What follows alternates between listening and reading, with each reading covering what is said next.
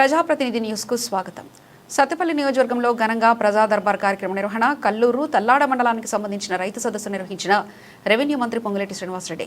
ఈ ప్రజా దర్బార్ కార్యక్రమంలో వేలాదిగా ప్రజలు పాల్గొని వారి సమస్యలకు దరఖాస్తు రాసి నేరుగా స్వయంగా మంత్రి పొంగులేటి గారికి మరియు ఎమ్మెల్యే మట్టా రాగమయ్య గారికి అందించడం జరిగింది.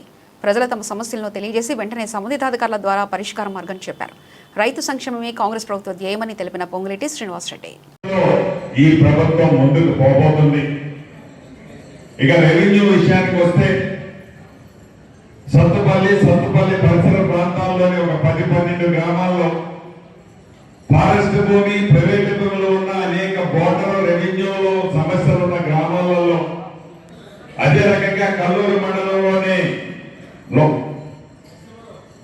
లక్ష్మీపురం ఆ పరిసర ప్రాంతాల్లో ఉన్న 3-4 రెవెన్యూ గ్రామాల్లో ఇలా అక్కడ ఏవైతే కొన్ని దశాబ్దాలుగా 50 సంవత్సరాలు, 60 సంవత్సరాలు, 80 సంవత్సరాల నుంచి భూములున్న ఆ భూములకి సరైన పత్రాలు లేని కారణంగా ఆ భూములున్న అసములు పడుతున్న ఇబ్బందుల్ని ఈ రోజు ఒక్కొక్కటి పరిష్కరించే విధంగా రాష్ట్ర వ్యాప్తంగా సర్వే చేయాలని ఈ ప్రభుత్వం దృఢ సంకల్పంతో ఇప్పటికే వడివడిగా అంశాల వారిగా సర్వే చేసే కార్యక్రమానికి శ్రీకారం చుట్టాం.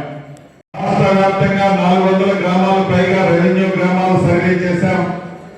2వ విడతలో 2800 గ్రామాలకి సర్వే చేసే ప్రణాళికలో వడివడిగా ప్రతి జిల్లాలో ఇప్పటికే 12 నుంచి 15 గ్రామాలు సర్వే చేస్తున్నాం.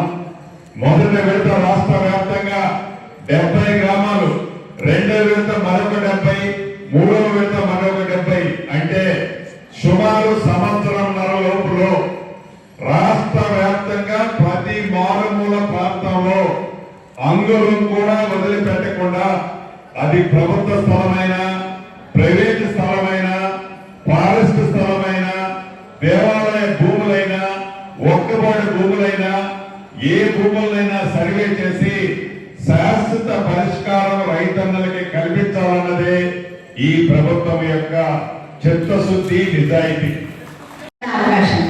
ఎందుకంటే మనం ఒక అప్లికేషన్ పట్టుకొని మన సమస్య గురించి ఏ అధికారిని సంప్రదించాలి అనేది మనకి చాలా మంది తెలియదు.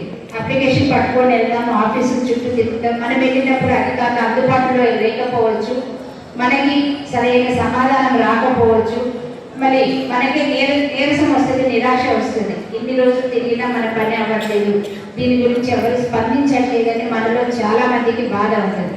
అలాంటివన్నీ మన ప్రజాప్రభుత్వం వచ్చిన తర్వాత అలాంటివన్నీ చాలా వరకు సమస్యలన్నీ పరిష్కరించబడుతున్నాయి.